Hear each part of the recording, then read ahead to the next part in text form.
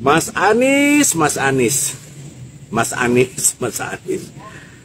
Kok kisah perjalanan politik Anda itu seperti cerita atau kisah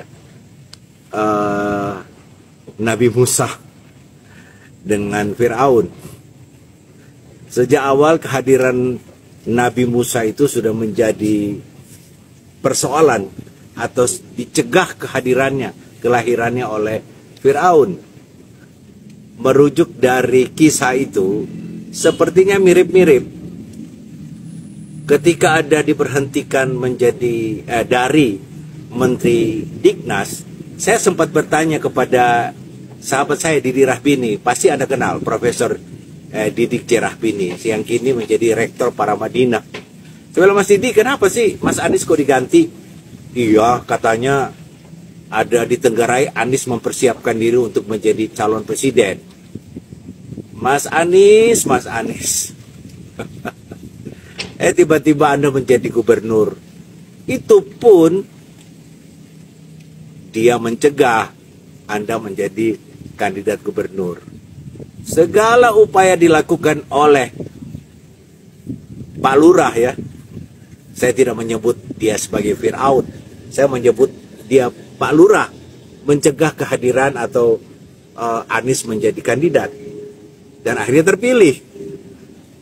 Kemudian ada upaya luar biasa untuk mencegah Anies Baswedan menjadi kandidat presiden. Jadi memang Anda ini sangat ditakuti oleh Pak Lurah. Persis kisah Fir'aun. Takut sekali dia dengan kehadiran Nabi Musa pada saat itu. Tapi karena Tuhan berkehendak, sebesar apapun kekuasaan Fir'aun tidak bisa membendung lahirnya atau hadirnya Nabi Musa yang saat ini menjadi kisah yang luar biasa itu. Mas Anies, Mas Anies, berbagai upaya untuk mencegah KPK digunakan, Anda kemana-mana juga dihalau, atau Anda kemana-mana dicegah. Segala upaya dilakukan oleh Pak Lurah. Persis kisah Fir'aun dan Nabi Musa.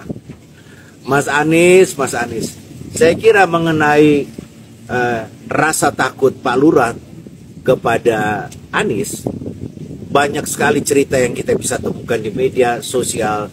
Berita ini, berita itu, segala upaya intinya adalah ketakutan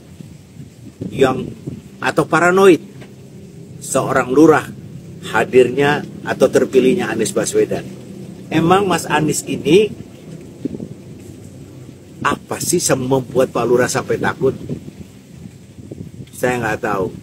Tapi yang pasti, jika kita mengikuti seluruh narasi yang dibangun atau disampaikan oleh Mas Anies atau Capres nomor 1 ini, memang sangat mengkhawatirkan. Bahkan saya dengar nih, belum lama kemarin saya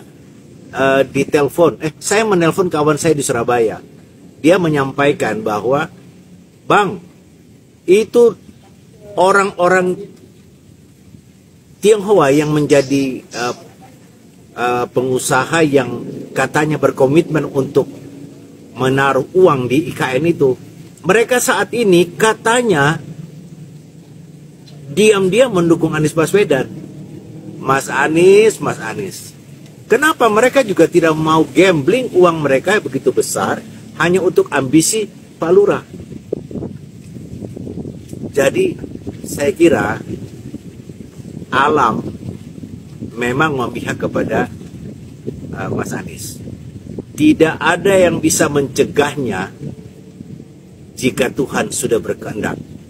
Siapapun dia, bansos diturunkan, aparat digunakan, ASN dimanfaatkan, kepala desa juga diteror dengan berbagai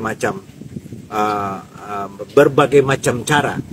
Tapi kalau Tuhan sudah berkehendak lain, maka kisah Nabi Musa dan Fir'aun akan terulang kembali pada 2024 nanti. Ini pada saat Pilpres 14 Februari mendatang. Salam akal sehat. Tebalkan rasa keimanan kita, sensitivitas kita terhadap tanda-tanda alam perlu kita asah dalam rangka menanti kehadiran calon presiden yang baru sesuai dengan kehendak Tuhan. Salam.